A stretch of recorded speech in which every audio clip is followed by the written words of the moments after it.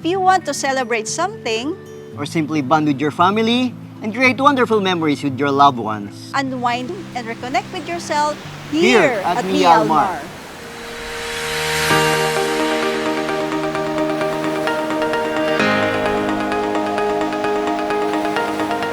Ang pinagmamalaki namin dito yung aming sunset.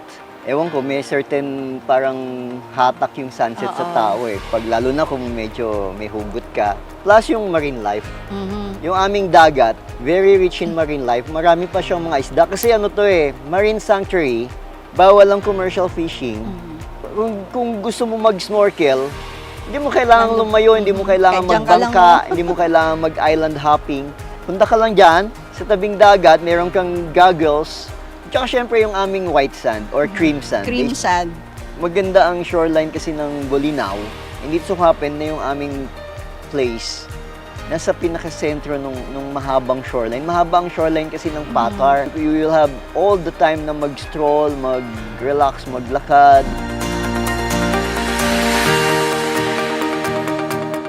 So meron din yung mga early bird natin na talagang nagja-jogging sila, na-appreciate nila na ang ganda rin pala ng sunrise dito, sabi nga nila. Tapos talagang relaxing siya kasi tahimik. Talagang, kumbaga hindi lang siya yung gala, sabi nila, yung unwind and healing siya yung sa soul natin. Talagang reconnection with nature, lalo pag nakikita na nila yung sunrise talaga. So parang hitting two birds in one stone kasi maganda na yung sunrise, tapos lalong-lalo pa yung sunset. Kid-friendly siya. Kasi kung manonotice nyo, meron siyang breakwater. So para siyang natural barrier siya talaga.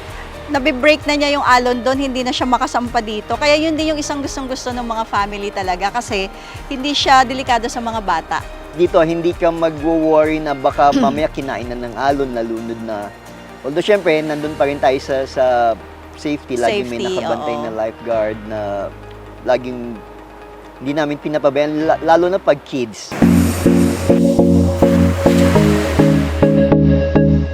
Nag-o-offer din kami ng food kasi meron yung iba kasi na tinatamad magluto, lalo yung mga 2 packs lang, ganyang small group. So, nag-o-offer kami ng food.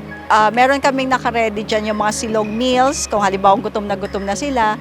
So, nag-accept din kami ng pre-order kung nagre-request sila na, ate, pwede bang ganito gusto namin? Kung anong gusto nilang dish, so yun, serve namin.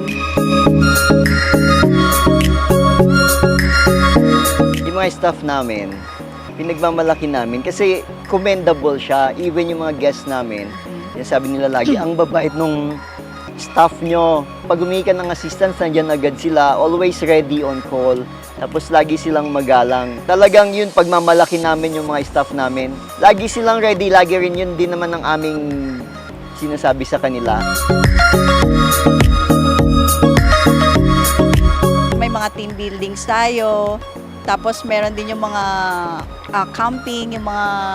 Maraming Tawag companies na nag-hold ng kanilang team building dito. Kasi nga, exclusive. At the same time, budget-friendly. Exclusive mo yung store without spending too much. Meron din mga nag-hold Christmas ng party. kanilang Christmas parties, may mga birthday parties.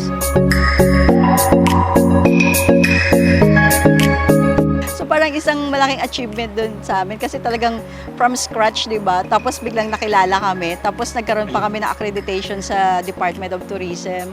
So parang nakakatuwa talaga na biglang nag-boom yung ano mo na nagsimula talaga kayo sa wala. Kahit maliit ka, yun yung isang ano namin, kahit na maliit na resort ka or maliit lang ang capital mo, basta nandun yung focus ka, meron kang vision, meron kang goal. May goal. Yun yung ano namin eh.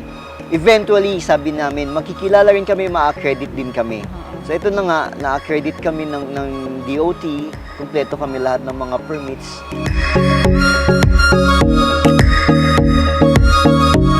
Ang rates ng Mialmar, reasonable. Not too expensive, not too cheap. You get what you pay for. Parang ganon. Affordable siya.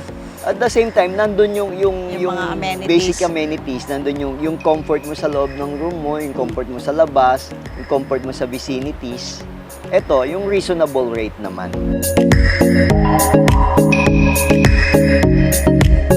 Dito sa Mia Almar, darating ka na stress, uuwi ka na relax, babalik ka sa iyong city life na feeling na relax ka, na recharge ka.